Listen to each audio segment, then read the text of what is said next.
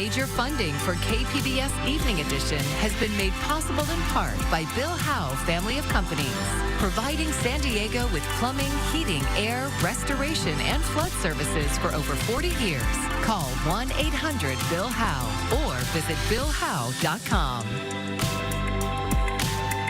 And by the Conrad Trebas Foundation, Darlene Marcos Shiley, and by the following.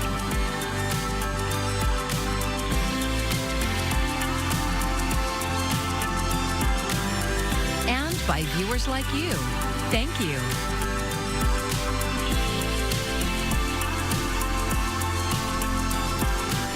Thank you for joining us. I'm Maya Trabulsi. In just about 48 hours from now, Comic-Con 2025 will officially kick off with preview night at the Convention Center.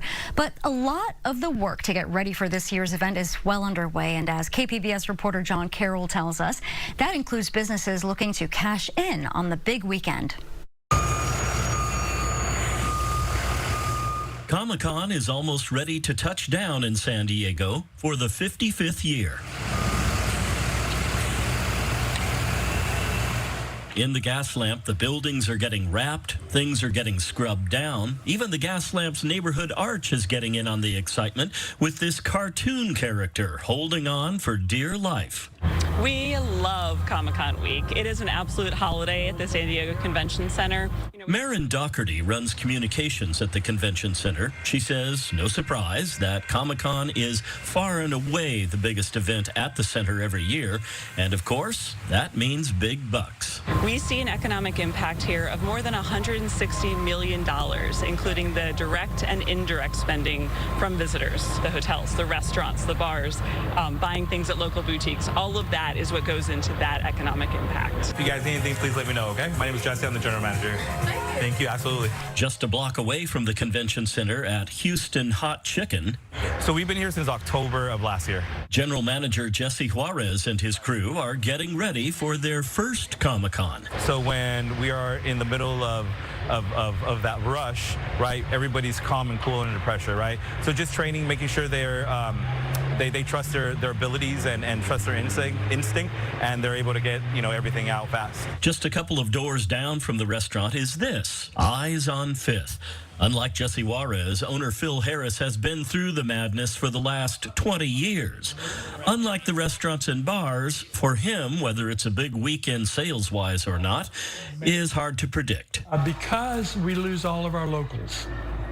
The locals, as most people, will not come down here unless they're coming to Comic-Con, and they know to avoid. So we do lose that local traffic for about a week there. I lose that, but if people want something in here that I have, sure, I'm gonna have a great day. Even if you're not a fan of Comic-Con, seeing the spectacle take shape is impressive. Looking for what's new this year. Just when you think you know everything about Comic-Con, and believe me, I don't, you learn something new. Now, this is really, really interesting. Since 2016, the Convention Center, in its kitchens, it has kitchens, has been making custom Comic-Con chocolate bars. This year, we have Saga of the S'mores, Home Run Bar, Pop Star Party, and Flying Saucer. They make 7,500 in total. They go on sale when the doors open every morning, and I am told by the Convention Center folks that they will sell out again this year. Speaking of selling out, no surprise that the hotels in the gas lamp are now at 98% capacity for this weekend of weekends. In the gas lamp, John Carroll, KPBS News. And as Comic-Con gets underway, advocates and public officials are launching a public awareness campaign on human trafficking. Advocates say big events are often targeted by traffickers. KPBS reporter Alexander Wynn is in the newsroom with the details. Alex? Maya, last year during Comic-Con, authorities launched a sting operation against human trafficking. That operation led to 14 arrests and 10 victims recovered, including a 16-year-old. This year, advocates and authorities are being proactive in warning of the consequences of human and sex trafficking. At the news conference today, San Diego County District Attorney Summer Stephan is making it clear that sex trafficking is not tolerated here. We want to give a warning ahead of time. We welcome everybody. We want you to have a great time, but don't think about committing a crime in San Diego, and buying people for sex is a crime that we take very seriously. Comic-Con starts Thursday with a preview night on Wednesday. The event is expected to attract more than 135,000 people. San Diego County, with our proximity to the border, ranks 13th in the country for sex trafficking. According to the FBI, the region sees as many as 8,000 victims each year, and many of the victims are LGBTQ plus boys. There is a bill on the governor's desk that will increase the penalties for soliciting minor for sex. The bill passed the state Senate earlier this month and is now waiting for the governor's signature. In the newsroom, Alexander Nguyen, KPBS News. Thanks, Alex. And victims and advocates against human trafficking continue raising awareness around the issue.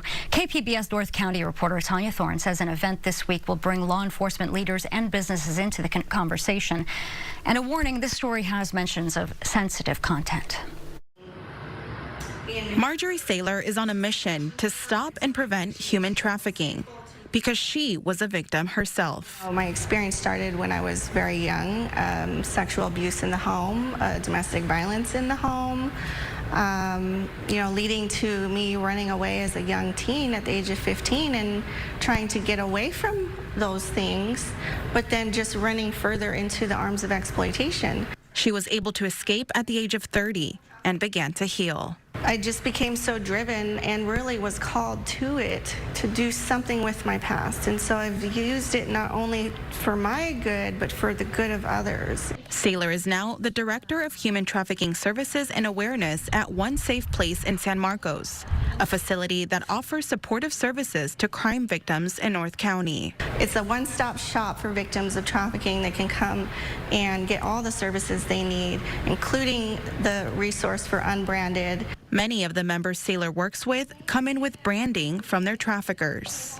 One of our members who came in, she was kidnapped off of the street by a gang. Gang trafficking is very common, but she was kept hostage. She was burned with cigarettes. She was branded with tattoos. She was just so dehumanizing. Unbranded is a laser removal service for victims of human trafficking. Oftentimes, Saylor says unbranding is the final piece that helps victims heal from their past. On Tuesday, One Safe Place will host an event focused on human trafficking and the dangers of fentanyl, working with the You Can Stop Human Trafficking campaign. Therese Cisneros Remington is the founder of the campaign. I'm going to do this. I want every business, entity, agency in North County, San Diego to have information, a link on their website, to have other resources like child abuse hotline, elderly abuse, food pantries, mental health counseling. All of that surrounds and wraps around survivors. Her goal is for this to happen nationwide with the help of local businesses and organizations. Businesses will also have a tag on their website called Community Resources, which has all the hotline phone numbers. Even businesses, folks, if you're listening, I want you to put it on your store receipt, either electronically or on paper, and on your signature. District Attorney Summer Steffen and San Diego County Sheriff Kelly Martinez are scheduled to appear at Tuesday's event, happening from 3 to 7 p.m. at One Safe Place in San Marcos. Registration is required. Tanya Thorne, KPBS News. Imagine growing up in the U.S., going to high school, starting a career, having a family, only to learn that you're not an American citizen. KPBS reporter Gustavo Solis says that's exactly what happened to thousands of children born in other countries and adopted by American parents in the 60s, 70s, and 80s. Shirley Chung was adopted from South Korea in 1966 and raised in Texas. You can still hear it when she talks.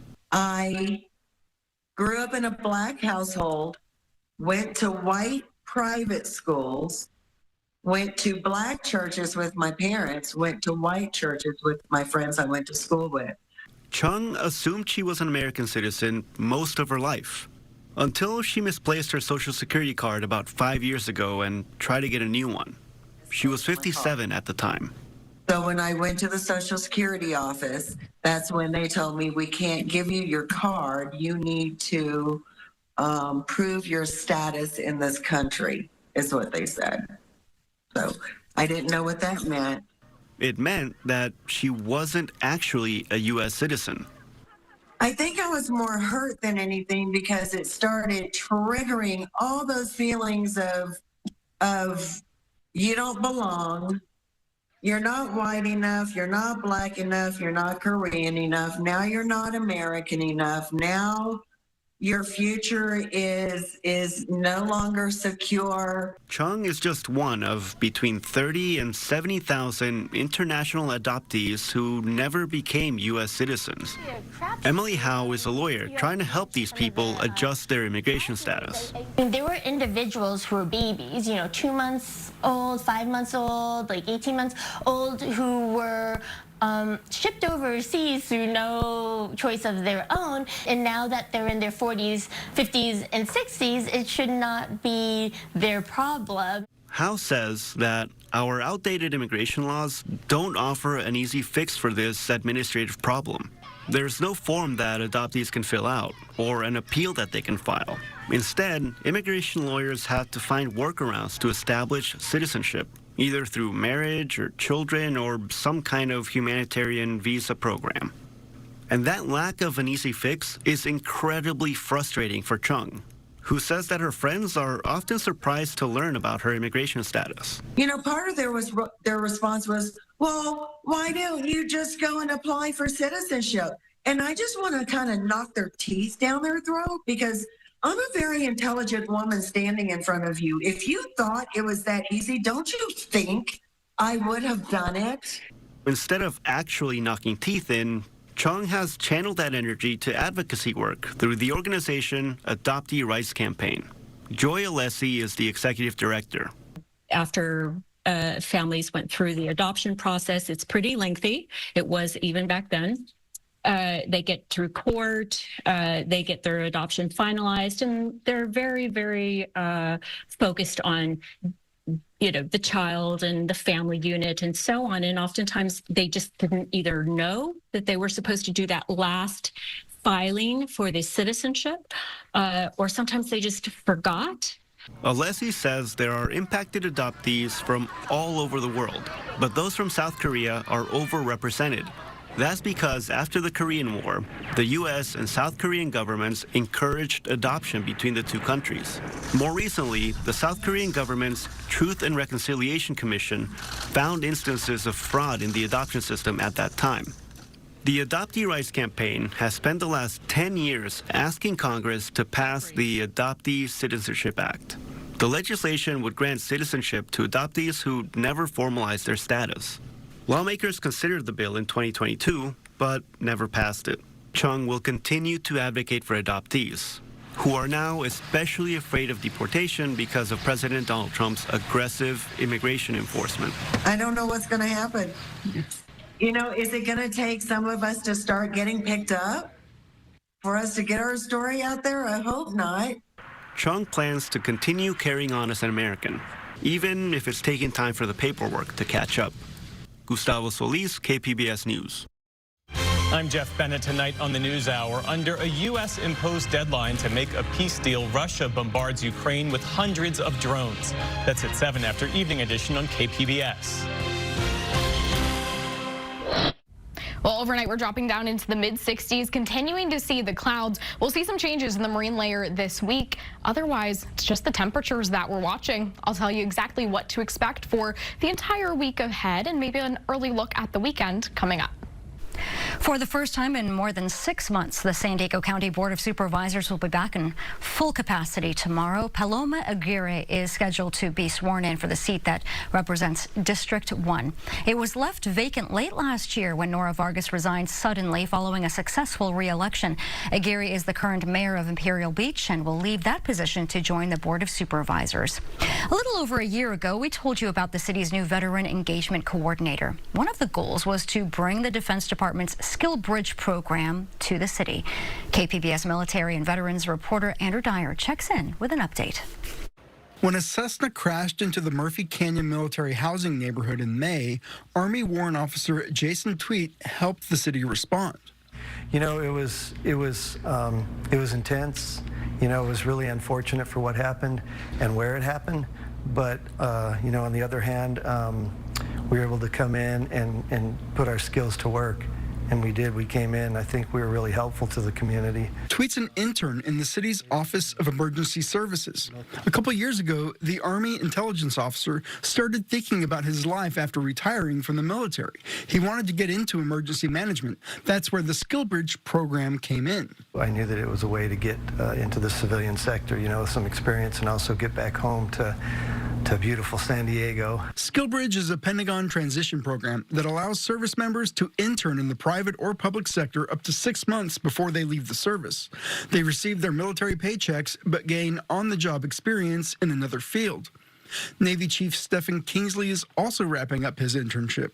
He says he had to learn how to apply his military experience to the city's operations. So it was definitely interesting to see what I originally thought was like a large-scale incident to coming over here and, yes, learning the lingo and how to talk and all that, to where I could actually now communicate with other emergency managers throughout the city and county of San Diego. John Osted started working for the city of San Diego last year. He's the city's first veteran engagement coordinator. Getting the city approved as a SkillBridge partner was one of his first goals. He says the Emergency Services Department was the first to ask to be involved. Thankfully, we have a lot of veterans in this department, so they recognize the value immediately. I didn't have to go full sales pitch with them. Chris Heiser is the executive director of the Office of Emergency Services. An Army veteran himself, he says he knew the pair could handle anything. This wasn't going to be a normal internship. We put them not just in different classes that my personnel were attending, but we also made them participate in everything we were doing. This included a real-world emergency, the plane crash in May. It wasn't like stand back and watch. It was, this is important, sit in that seat and start doing it. With both internships coming to an end, Osted says he's working with other city departments to get involved, including the police and transportation. Although neither veteran will be joining the city full-time, both say the experience is helping their transition out of the military. Tweet's looking for a position in the area, and Kingsley's accepted a job in Las Vegas. Andrew Dyer, KPBS News. The Pentagon is wrapping up its deployment of U.S. Marines to Los Angeles. The rare and controversial mission started last month amid protests that were held in response to ICE raids. About 700 Marines from the base in 29 Palms were assigned to protect federal property. Last week, 2,000 California National Guard members were also released from a similar assignment. Current and former NASA employees are calling out the Trump administration for what they call rapid and wasteful changes. Nearly 300 people have signed onto the letter addressed to acting NASA Administrator Sean Duffy. The letter criticizes budget and staffing cuts and what the group describes as a culture of organizational silence. NASA is maintaining its presence at Comic-Con this year, including a panel discussion Thursday on its Mars rover technology.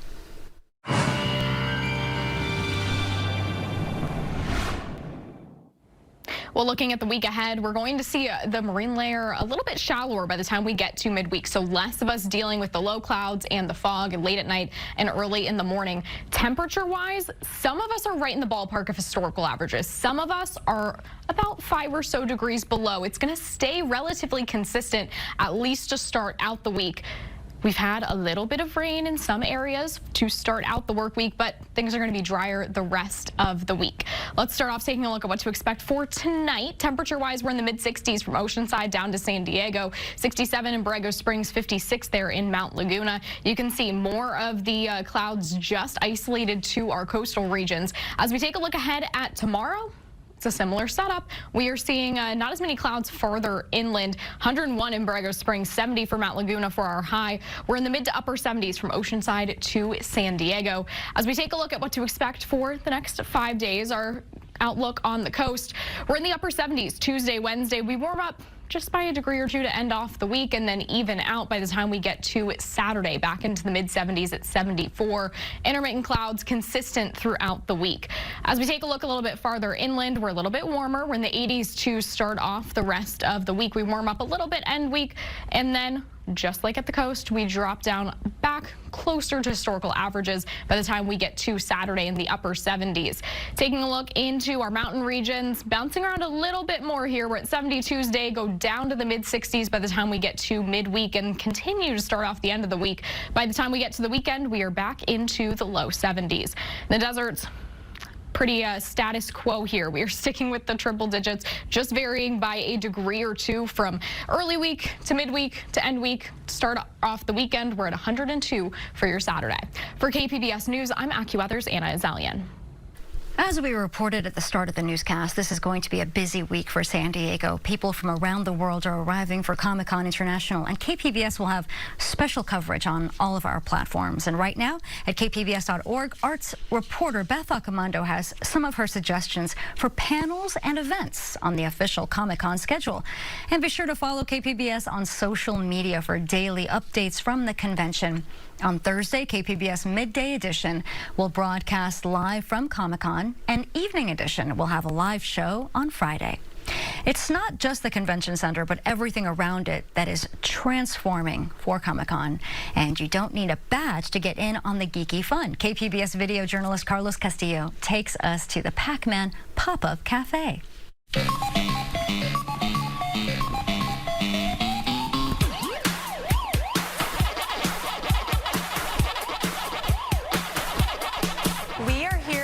Pac-Man Cafe. It's a pop-up experience that blends food, gaming, and nostalgia.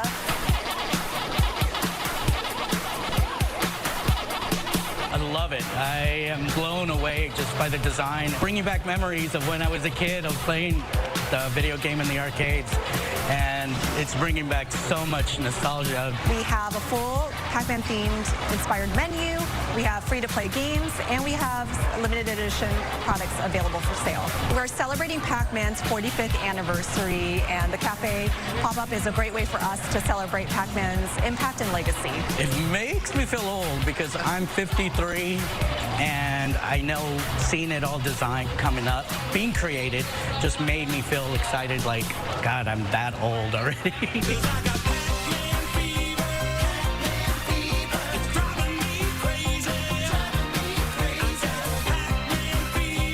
We have everything from toys to collectible, plush. And we also have the Power Pellets kettle corn, some pickleball rackets as well, keychains, lots of fun accessories. Collaboration with Girl Skateboards, so we have some skate decks as well as apparel pieces from that collection. They're limited edition, some 45th anniversary special products. A mix of sweet and savory items on the menu. The packed quesadillas, so you can see the shape of Pac-Man. We also have nachos, and then we also have a partnership with Maruchan for the Mazaman ramen dish. And then on the sweet side, we have the Waka Waka Rice Krispie treats. We also have some cake pops as well, inspiration from our cookbook recipe. We have some slushies, so we have Blinky's cherry slushie, as well as a Turn to Blue Ghost. This is the Pac-Man 45, all inspired by Pac-Man's iconic fruit. Nod to Pac-Man with a cherry on top, and then you could also see some of the toppings. We have mochi as the power pellet. This is our arcade area. We have some classic arcade cabinets. I was really young, coming out of junior high, going home and stop at 7-Eleven, and the Pac-Man machine was at the 7-Eleven, and started playing it there. And every day after school, going to try and play it. We also have some of our recent titles. We have our new game, Shadow Labyrinth, that is launching on July 18th. So fans get a sneak peek and get to play it for the first time before it's released. Pac-Man is definitely a multi-generational experience. A lot of parents that grew up playing Pac-Man at the arcades can bring their families here and have that same experience that they grew up with. It's so exciting to see the younger kids getting into Pac-Man. Things that, you think are a flash in the pan, they're never coming back, and here they are, enjoying it. I'm just amazed that it's still going on this long, that the hype and people are starting to love it again and again. All kids are enjoying it. My love for it still hasn't died. Here's Pac-Man himself. Hey, Pac-Man. So Pac-Man will be making special appearances throughout Comic-Con. He'll be here to meet and greet with fans, photo ops. We hope the fans will come out to celebrate Pac-Man's 45th anniversary, enjoy the food here, play some games. It's going to be a lot of fun.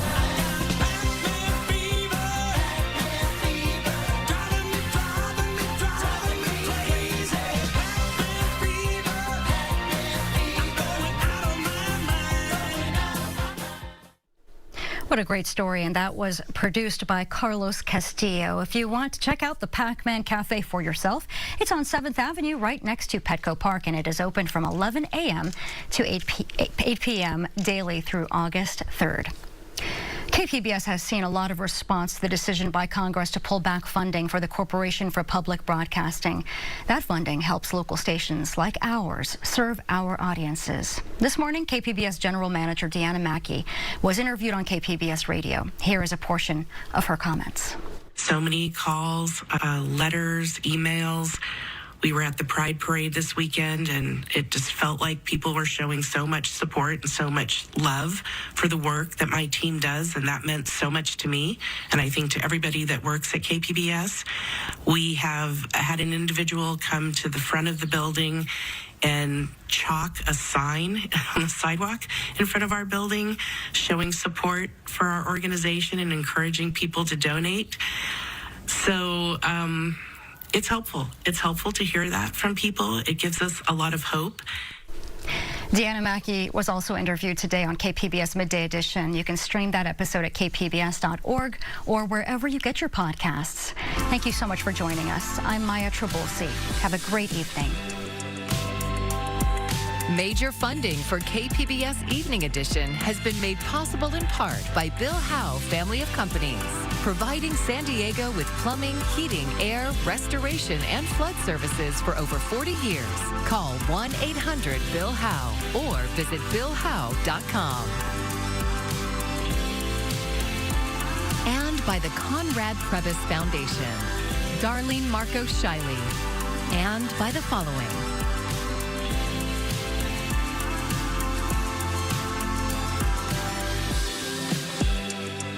By viewers like you. Thank you.